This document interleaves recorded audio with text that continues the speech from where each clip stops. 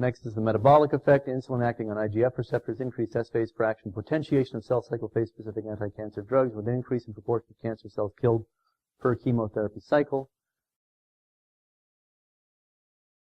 The citation by a very intelligent lady, Emmerman, and she said, drugs are most effective in cycling populations of cells, and hormonal manipulations are directed towards regulating cell growth rather than producing cell death, combined with chemotherapy, should be more effective in increasing cure rates in mammary carcinomas.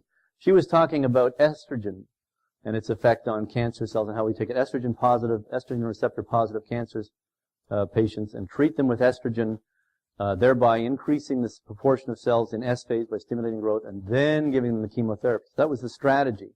And I thought it was a good idea because in all of the literature all the stuff that's been going on about insulin, it went on for about 10 years, through the 80s. People at NCI and other academic institutions around the country were looking at insulin physiology, molecular biology in cancer cells. And true to the allopathic mindset, their whole idea was to find ways of blocking the insulin and blocking the IGF-1. You know? And here's the suggestion that maybe endocrine stimulation using the endogenous molecular biology of cancer cells and a little intelligence could create a circumstance where you would have a better chemotherapy effect. And as a matter of, and so that's why I cited this, because it was down my alley. Something interesting, in vitro, this has to do with the effect of insulin on cancer cells. In vitro, after adding insulin to an asynchronous population of breast cancer cells, the S phase fraction was 66% compared to only 37% in the controls.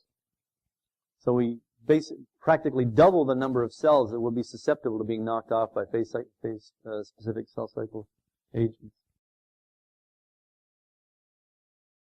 There's another one, very I like this one. Supraphysiologic concentrations of insulin can replace, so insulin can replace IGF requirement in defined media through cross-reaction with the IGF-1 receptor. So it's as I said, it's nice to have little sentences published in the peer-reviewed medical literature that support your hypotheses. And here it is, that insulin can in fact and does interact with the IGF receptor, and it can in fact and does in supraphysiologic doses, which are the kinds of doses that we use in IPT, replace the IGF requirement and adequately stimulate growth in cancer cells, leading to increased S phase activity and increased sensitivity to anti-cancer drugs.